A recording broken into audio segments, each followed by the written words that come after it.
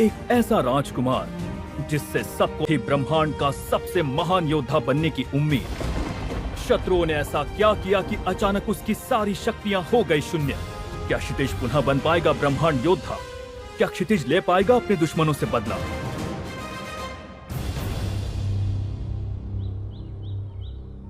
क्षितिज अपनी साधना से बाहर आया।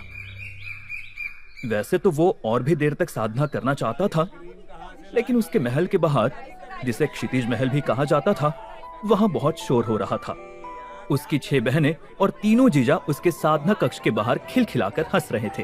क्षितिज ने बाहर आते ही मजाक के अंदाज में पूछा, क्या हुआ दीदी? मेरे जीजा जी इतना झूम झूम कर नाच क्यों रहे हैं? क्या आप तीनों ने हमेशा के लिए मौन व्रत ले लिया?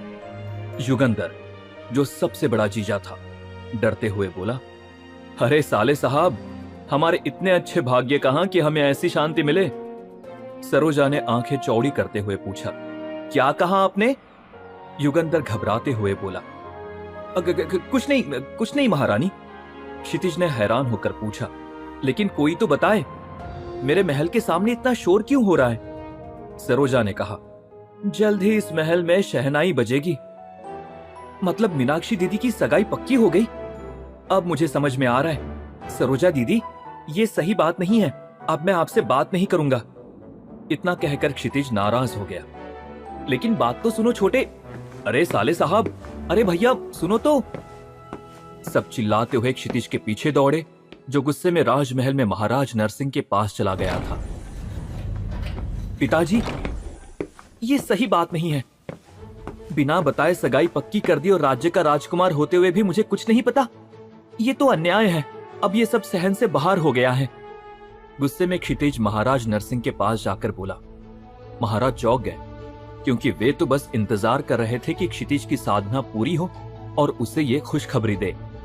महाराज नरसिंह ने मजाकिया अंदाज में कहा, ठीक है, फिर तुम्हारी मंगनी जो प्राणधारा साम्राज्य की राजकुमारी राज्य लक्ष्मी से पक्की हुई है, उससे मैं तोड़ देता हूं। क्षितिज गुस्से में बोला, हाँ कर दीजिए इनकार, मेरी अनुमति के बिना मेरी बहन की। फिर उसने पिताजी की बात पर ध्यान दिया। क्या? मेरी सगाई? महाराज ने सेवकों को बुलाकर कहा, कोई है? जल्दी से एक चिट्ठी तैयार करो और उसे प्राणधारा साम्राज्य में भेज दो। उन्हें यह कह देना कि हमारे राजकुमार इस रिश्ते से सहमत नहीं हैं। राजकुमारी राजलक्ष्मी का नाम सुनते ही क्षितिज की आंखें चमक उठी। राजकुमारी की खूबसूरती के चर्चे चारों तरफ थे। कोई उसे परी कहता था तो कोई स्वर्ग की अप्सरा। क्षितिज तुरंत महाराज के सामने सिर झुकाकर बोला, नहीं नहीं पिताजी, ऐसी कोई बात नहीं है। मैं तो गलतफहमी का शिकार हो गया था। कृपया मुझे माफ कर दीजिए। सभी बहनें और उनके पति, जो नवांगन राज्य की सीमाओं के विभिन्न राज्यों के राजा या राजकुमार थे, हंस हंसकर पेट पकड़ने लगे। जिस पर अभी सब हंस रहे थे वो कोई आम राजकुमार नहीं था। क्षितिज 17वें स्तर का योद्धा था, जो न केवल उसके हम उम्र युवाओं बल्कि उससे 10 साल बड़े लोगों से भी ज्यादा शक्तिशाली था। लोगों का कहना था कि अगर क्षितिज इसी तरह मेहनत करता रहा तो वो आने वाले 5 वर्षों में महाराज नरसिंह, जो 97वें स्तर पर थे, को भी पीछे छोड़ सकता था। ये कोई छोटी मोटी बात नहीं थी, क्योंकि नरसिंह नवांगन राज्य के सबसे ताकतवर व्यक्ति थे। उनके बाद सेनापति रंजीत का स्थान था, जो केवल 45वें स्तर पर थे। वैसे तो नवांगन राज्य सपनोल्लास महासाम्राज्य का एक बहुत ही छोटा राज्य था। इतना छोटा कि महासाम्राज्य के 90% लोगों को इसका नाम तक पता नहीं था। लेकिन आज राजमहल में जो संदेश आया था, उसने सबको आनंदित कर दिया था।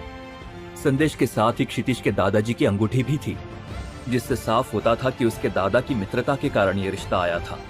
खुशी के इस माहौल में हंसी मजाक चल ही रहा था कि अचानक धड़ाम की जोरदार आवाज आई।